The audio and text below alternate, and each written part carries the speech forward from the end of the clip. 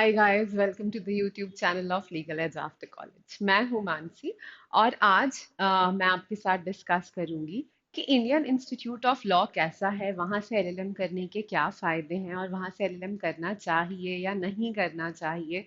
तो ये एक पूरी सीरीज लेके आए हैं हम, जिसमें हमने अभी तक निरमा इंस्टीट्यूट के बारे में डिस्कस करा है, आईआईटी खड़गपुर के बारे में डिस्कस करा है कि अगर आपको नेशनल लॉ यूनिवर्सिटीज नहीं मिल पाई हैं क्लैट पीजी के थ्रू, या आपका एलेट पीजी अगर अच्छा नहीं हुआ है, तो और क्या ऑप्शंस हैं आपके पास और कहाँ से आप कर सकते हैं अपना मास्टर्स इन लॉ। तो उसी सीरीज के अंडर आज हम डिस्कस करेंगे कि इंडियन इंस्टीट्यूट ऑफ लॉ कैसा ऑप्शन है और वहां से एलएलएम करने के क्या फायदे हैं। तो सबसे पहले तो मैं आपको बता दूं कि जो इंडियन इंस्टीट्यूट ऑफ लॉ है हमारा, ये दिल्ली में है और यहाँ पर ये एलएलबी कोर्सेज ऑफर नहीं करते हैं, तो ये सिर्फ हायर एजुकेशन कोर्सेज ही ऑफर करते हैं। तो यहाँ आपको सिर्फ एलएलएम और पीएचडी के ही कोर्सेज मिलते हैं और कुछ पीजी डिप्लोमा कोर्सेज होते हैं जो ये लोग ऑफर करते हैं। तो एक काफी रिनाउंड यूनिवर्सिटी है एलएलएम के लिए, क्योंकि यही इनका फोर्टे है। सिर्फ यही तीन चीजों में ये अपने कोर्सेज ऑफर करते हैं: एलएलएम, पीएचडी और आपके पीजी डिप्लोमा कोर्सेज। तो बहुत ज्यादा नाम है इस यूनिवर्सिटी का। अगर आपका टारगेट अकेडमिया में जाना है, अगर आपको असिस्टेंट प्रोफेसर बनना है या आपको रिसर्च में इंटरेस्ट है, तो ये यूनिवर्सिटी आपके लिए एक बहुत अच्छा ऑप्शन है। काफी रिनाउंड यूनिवर्सिटी है, बहुत नाम है इसका, बहुत वेल स्टैब्लिश्ड है, यहाँ के प्रोफेसर्स बहुत अच्छे हैं। इनका पूरा टारगेट, इनका पूरा ध्यान रहता है रिसर्च पे, लीगल राइटिंग पे, लीगल रीडिंग पे। तो अगर आप रिसर्च में इंटरेस्टेड है या आपका अकेडमिया में इंटरेस्ट है, तो this is a very nice option for you. काफी अच्छी यूनिवर्सिटी है, काफी नाम है इस यूनिवर्सिटी का। अब आगे बढ़ूं उससे पहले लाइक, शेयर एंड सब्सक्राइब सब उन लोगों से शेयर करिए जो जानना चाहते हैं कि अब कहाँ से एलएलएम करें अगर क्लैट नहीं हुआ है, अगर एलेट नहीं हुआ है, या जो भी लोग नेक्स्ट ईयर एलएलएम करना चाहते हैं, क्लैट नहीं दे पाए इस साल, उनसे शेयर करिए। या जो बाद में एलएलएम करना चाहते हैं, जो सोच रहे हैं एलएलएम करने के बारे में, उन सभी के लिए इम्पोर्टेंट है। ठीक है, अब हम देख लेते हैं कि कैसा है यहाँ पे, कितनी सीट्स अवेलेबल हैं, कितने टाइम का, कितने ड्यूरेशन का होता है एलएलएम। तो एलएलएम यहाँ पे हमारा 1 ईयर का होता है, 2 सेमेस्टर्स में डिवाइडेड होता है। टोटल 53 सीट्स हैं, जिसमें से अनरिजर्व्ड या जनरल कैटेगरी के लिए 27 सीट्स हैं, शेड्यूल कास्ट के लिए 7 है, शेड्यूल ट्राइब्स के लिए 3 है, ओबीसी के लिए 14 है। OBC non creamy layer, of course creamy layer के लिए रिजर्वेशन नहीं है। फिर पर्सन्स विद बेंचमार्क डिसेबिलिटीज के लिए 2 सीट्स रिजर्व्ड हैं यहाँ पर। स्पेशलाइजेशन क्या क्या ऑफर किए जाते हैं यहाँ, तो यहाँ criminal law, constitution, human rights, intellectual property rights, और यहाँ पर दिया जाता है लीगल पैडेगोजी एंड रिसर्च में एक स्पेशलाइजेशन। सिर्फ एक ही यूनिवर्सिटी है इंडिया में जहाँ पे लीगल पैडेगोजी एंड रिसर्च में स्पेशलाइजेशन दिया जाता है। काफी अच्छा है यहाँ का लीगल पैडेगोजी का स्पेशलाइजेशन। हर हर साल या हर ड्यूरेशन में जब ये एलएलएम ऑफर करते हैं, तो सारे कोर्सेज ऑफर नहीं किए जाते, कोई भी 2 स्पेशलाइजेशन ही ऑफर किए जाते हैं। एज इट इज स्ट्रेंथ जो है सिर्फ 53 स्टूडेंट्स की है, तो एक क्लास में 25 बच्चे तो होने ही चाहिए। तो मेजॉरिटी बच्चों ने जो भी स्पेशलाइजेशन सिलेक्ट किए होते हैं, कोई भी 2 स्पेशलाइजेशन एक साल में ये ऑफर करते हैं। यहाँ पे काफी ज्यादा रिनाउंड है यहाँ का लीगल पेडागोजी एंड रिसर्च का स्पेशलाइजेशन। जैसा मैंने पहले भी बोला था कि जो लोग अकेडमिया में जाना चाहते हैं, जिनका रिसर्च में इंटरेस्ट है, उसके लिए ही ये इंस्टीट्यूट बहुत ज्यादा रिनाउंड है, बहुत ज्यादा प्रेस्टिजियस है। तो इसीलिए यहाँ का लीगल पेडागोजी एंड रिसर्च का स्पेशलाइजेशन बहुत वैल्यू रखता है। इसके बाद अब एलिजिबिलिटी क्राइटेरिया क्या है, कौन अप्लाई कर सकता है, कौन अप्लाई नहीं कर सकता है। तो अगर आपके पास एलएलबी की डिग्री है किसी भी रिनाउंड कॉलेज से, 50% आपके मिनिमम मार्क्स होने चाहिए। 50% मार्क्स होने चाहिए और एलएलबी आपकी कंप्लीट होनी चाहिए। अगर आप एलएलबी परस्यूइंग कैंडिडेट हैं, तो आपकी जो मार्कशीट है, जो आपकी डिग्री है, वो सितंबर तक आपके पास आ जानी चाहिए नेक्स्ट ईयर। अगर सितंबर तक आपके पास आपकी डिग्री आ गई है, तो भी आप नेक्स्ट ईयर यहाँ एनरोल करा सकते हैं, उसमें कोई प्रॉब्लम नहीं है। बट एलएलबी की डिग्री आपकी 50% मार्क्स के साथ होनी चाहिए। अगर 50% मार्क्स नहीं है, तो प्रॉब्लम हो सकती है, उस सिचुएशन में आप इनएलिजिबल हो जाएंगे। अब इसके बाद यहाँ पर होता है हमारा ऑल इंडिया एडमिशन टेस्ट। ये लोग लेते हैं अपना खुद का एक टेस्ट, एक एग्जाम कंडक्ट कराते हैं जिसका नाम है ऑल इंडिया एडमिशन टेस्ट। दो पार्ट्स, तीन पार्ट्स में होता है बेसिकली, बट तीन पार्ट से दो पार्ट्स में होता है। एक जो होता है आपका, एक जो एग्जाम होता है उसके ये दो पार्ट्स हैं, और जो लोग एग्जाम क्वालिफाई कर लेते हैं उनका फिर होता है वाइवा। तो पहला जो एक ऑब्जेक्टिव पार्ट में टेस्ट होता है वो 140 मार्क्स का होता है। फिर दूसरा आपका जो डिस्क्रिप्टिव टाइप टेस्ट होता है वो 40 मार्क्स का होता है। ये टोटल 180 मार्क्स का होता है। जो भी इस 180 मार्क्स को क्वालिफाई कर लेता है उनको फिर इंटरव्यू के लिए शॉर्टलिस्ट किया जाता है और इंटरव्यू में बुलाया जाता है। इंटरव्यू 20 मार्क्स का होता है। अब इसका क्या सिलेबस है, कट ऑफ कैसे डिसाइड होता है, वो सब हम देखते हैं। तो जो आपका फर्स्ट एग्जाम है, जो ऑल इंडिया एडमिशन टेस्ट आपका एग्जाम होता है, वो दो पार्ट्स में डिवाइडेड होता है। पहला होता है आपका objective type questions, part one जो होता है उसमें आपका सिर्फ इंग्लिश आता है और जनरल नॉलेज आता है। 40 क्वेश्चंस आते हैं इंग्लिश से और जीके से, और यहाँ पर 1/4 मार्क की नेगेटिव मार्किंग भी होती है।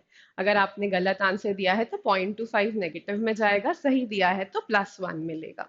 फिर उसके बाद जो इसका सेकंड पार्ट है उसमें 100 ऑब्जेक्टिव टाइप क्वेश्चंस होते हैं जो कि लॉ से आते हैं। कौन कौन से सब्जेक्ट से आते हैं वो यहाँ पे दिया है। आईपीसी से आता है, जूरिस्प्रूडेंस से आता है, फिर आपका कॉन्स्टिट्यूशन से आता है, public international law, commercial law. Commercial law में contract act, specific relief act, partnership act, sale of goods act, इन सब से, law of torts, environment law, ये आपका, और लिमिटेशन लॉ, ये जो है आपका, ये यहाँ पर आपका सिलेबस रहता है लॉ के लिए।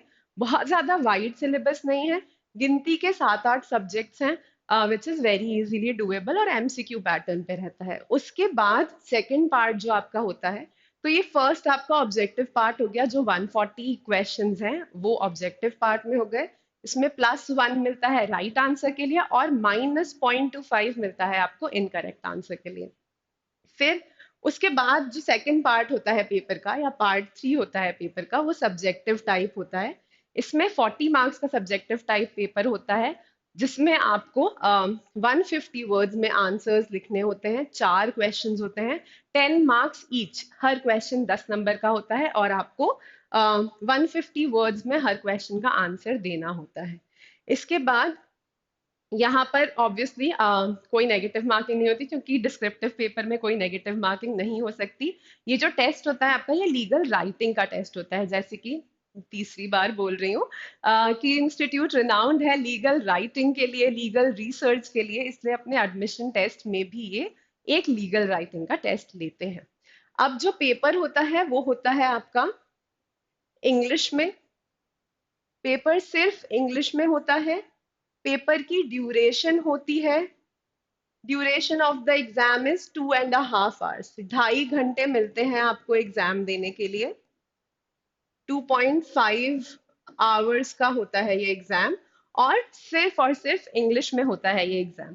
तो आप इजीली अपने एग्जाम को डिवाइड कर सकते हैं कि जो ऑब्जेक्टिव पोर्शन है उसको मुझे 1 घंटे में खत्म करना है। सिर्फ 140 क्वेश्चंस है, इजीली 1 घंटे में हो सकते हैं। बचे हुए जो आपके 1.5 घंटे हैं, 90 मिनट्स हैं, उसमें आपको अपना डिस्क्रिप्टिव पोर्शन करना है, क्योंकि डिस्क्रिप्टिव पोर्शन यहाँ ज्यादा वैल्यू रखता है। अगर कभी मार्क्स के बीच में या रैंक्स के बीच में डिस्क्रिपेंसी होती है, तो जिसके मार्क्स डिस्क्रिप्टिव टेस्ट में ज्यादा होते हैं उसको हायर रैंक दी जाती है, और जिसके ऑब्जेक्टिव में ज्यादा होते हैं उसको लोअर रैंक दी जाती है। तो आपकी रैंक डिसाइड करने के लिए भी जो आपका subjective portion of the exam है, या डिस्क्रिप्टिव टेस्ट जो है, लीगल राइटिंग का जो टेस्ट है, वो ज्यादा वैल्यू रखता है। इसलिए हमें डिस्क्रिप्टिव पोर्शन पे ज्यादा मेहनत करनी है। अब इसके बाद ये 180 मार्क्स का जो टेस्ट हो गया, ये जो लोग क्वालिफाई करेंगे उनका लिया जाता है वाइवा। वाइवा होता है 20 मार्क्स का। वाइवा के लिए इंटीमेशन कैसे आता है, जिन्होंने क्वालिफाई करा है आपको वेबसाइट पर जाके ही चेक करना पड़ेगा, वेबसाइट पर ही लिस्ट आती है क्वालिफाइड स्टूडेंट्स की। वाइवा जो होता है दिल्ली में होता है, और एग्जाम जो होता है ऑल इंडिया एडमिशन टेस्ट, वो भी आपका दिल्ली में ही होता है, इंस्टीट्यूट के अंदर ही होता है। अब हम कुछ मिसलेनियस चीजें देख लेते हैं कि यहाँ पे कितने का फॉर्म है और एग्जाम कब होगा, डेट कब आएगी। तो आपके फॉर्म की फीस यहाँ पे होती है 2500 रुपीज। 2500 रुपए का आपका फॉर्म है। ऑल इंडिया एडमिशन टेस्ट का जो फॉर्म होता है वो मार्च के टाइम पर आपकी नोटिफिकेशन निकलता है और एग्जाम डेट बताई जाती है। एग्जाम यूजुअली मई में होता है। मई में एग्जाम होता है और एक हफ्ते के अंदर अंदर रिजल्ट आ जाता है और मई में ही इंटरव्यू हो जाते हैं। मिड जून या जुलाई से क्लासेस स्टार्ट हो जाती हैं। फीस है 1.5 लाख रुपए 1 साल की। This is obviously subject to change. ये जो भी चीजें मैं आपको बता रही हूँ, ये इंफॉर्मेशन 2023 में एग्जाम जिस तरीके से हुआ था, 2023 में जो एग्जाम का पैटर्न था, उसी के बेसिस पे डिस्कस कर रही हूँ। एप्लीकेशन आपको ऑनलाइन फिल करनी होती है। वेबसाइट पर एप्लीकेशन फॉर्म आता है, वहां जाकर आप फिल कर सकते हैं। पास्ट ईयर पेपर्स अगर आपको देखने हैं इसके, तो इंडियन इंस्टीट्यूट ऑफ लॉ को आपको 500 रुपए भेजने पड़ते हैं और वो आपको पास्ट ईयर पेपर्स भेज देते हैं। तो 500 रुपीज फीस होती है और पास्ट ईयर पेपर्स आप उनसे मंगवा सकते हैं। सिमिलरली जैसे क्लैट पीजी में होता है, 500 रुपीज देख के हमें प्रीवियस ईयर पेपर्स मिल जाते हैं, सिमिलरली यहाँ भी होता है। और एक और चीज, यहाँ पे स्कॉलरशिप भी दी जाती है। तो अगर आपका ऑल इंडिया एडमिशन टेस्ट में टॉप 2 रैंक्स में अगर आप आए हो, तो आपको 30,000 रुपीज की स्कॉलरशिप मिलेगी। और अगर आप अदरवाइज मेरिटोरियस स्टूडेंट हो, अगर आपने वहां पर बहुत अच्छा परफॉर्म करा है और आपकी फाइनेंशियली आप वीक हो, आपको फाइनेंशियल हेल्प की जरूरत है, तो भी आपको स्कॉलरशिप मिल सकती है, which is known as merit cum means scholarship. ये भी यहाँ पर दी जाती है। तो ये है सारी इंफॉर्मेशन इस एग्जाम की। इस एग्जाम को कैसे प्रिपेयर करना चाहिए, क्या स्ट्रैटेजी होनी चाहिए, उन सब से रिलेटेड अगर आपको कोई भी क्वेश्चंस हैं या आप चाहते हैं कि मैं इस एग्जाम प्रेपरेशन से रिलेटेड कुछ वीडियोस आपके लिए लेके आऊं, तो मुझे बताइएगा। ऑल्सो हमारा जो बैच चल रहा है, उसमें भी आपको काफी हेल्प मिल सकती है इस एग्जाम की तैयारी के लिए भी, क्योंकि हम सभी एलएलएम एग्जाम्स को टारगेट करके पढ़ाते हैं। तो अगर आप हमारे बैच में एनरोल करना चाहते हैं, तो toprankers.com की वेबसाइट पर जाके ऑनलाइन कोर्सेज में जाके लॉ पीजी पे क्लिक करके यहाँ आपको एलएलएम पे क्लिक करेंगे तो एलएलएम के कोर्सेज मिल जाएंगे, जिसमें हम CLAT PG, AILET PG, CUET, IIT Kharagpur जैसे सारे एग्जाम्स को केटर करते हैं। और साथ में आपका जो इंडियन लॉ इंस्टीट्यूट का एग्जाम होता है, वो भी साथ में ही केटर हो जाता है, स्पेसिफिकली नहीं है, बट उसकी भी तैयारी साथ में हो जाती है, क्योंकि पैटर्न काफी सिमिलर ही है सब एग्जाम्स का। और साथ में अभी हमने बैंकिंग लॉ और अदर लॉ ऑफिसर एग्जाम्स के लिए भी कोर्सेज लॉन्च कर रहे हैं। तो अगर आप उसमें एनरोल कराना चाहते हैं, तो भी आप यहाँ लॉ पीजी पे जाके आपको सभी एग्जाम्स के डिटेल्स मिल जाएंगे। और एक हमारा आफ्टर कॉलेज वन करके भी बैच चल रहा है, जिसमें हम एलएलएम के साथ साथ आपके लॉ ऑफिसर एग्जाम्स की भी तैयारी कराते हैं। अगर आपको ये वीडियो पसंद आया और अगर इंफॉर्मेटिव लगा, तो please like, share and subscribe. This is it from my side today. Bye bye, take care, happy learning.